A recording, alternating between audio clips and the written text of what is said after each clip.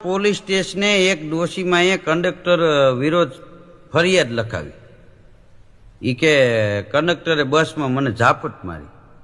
PSI સાહેબ ગરમ થઈ ગયા. બોલાવો કંડક્ટરને. કંડક્ટર સાહેબ આવ્યા. તમે આ ડોશીમાને ઝાપટ મારી? કે જી સાહેબ. હા.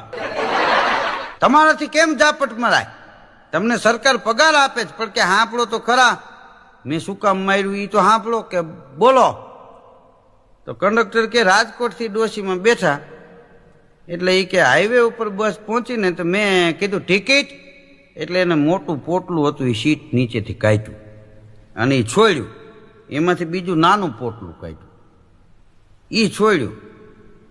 ત્યાં એ કે મને એમ થયું કે આ ડોશીમાં પોટલામાં પૈસા એ કાઢે ત્યાં હું આગળ ટિકિટ આપી દઉં. કે હું વયું ગયો આગળથી બધાને ટિકિટ આપીને આવ્યો ને તો ડોશીમાને કીધું ટિકિટ, તો વળી પોટલું કાઢ્યું. પોટલું છોડ્યું, એમાંથી બીજું પોટલું કાઢ્યું. કે ત્યાં ત્રંબા આવી ગયું, ત્યાંથી 4 જણા ચડ્યા. તો મને એમ કે એ ડોશીમાં પૈસા કાઢે છે તો હું ઈવડા એને ટિકિટ આપી દઉં. એને ટિકિટ આપીને પાછો આવ્યો. ડોશીમાને કીધું ટિકિટ, પાછું પોટલું કાઢ્યું. એ પોટલું છોડ્યું, ત્યાં હડતાલ આવી.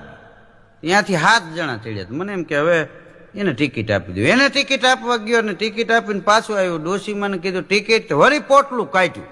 તો પીએસઆઈ કે ભાઈ જલ્દી બોલે, નકર તને એક મારવી પડશે. તો કે હા એમાં જ મારીશ.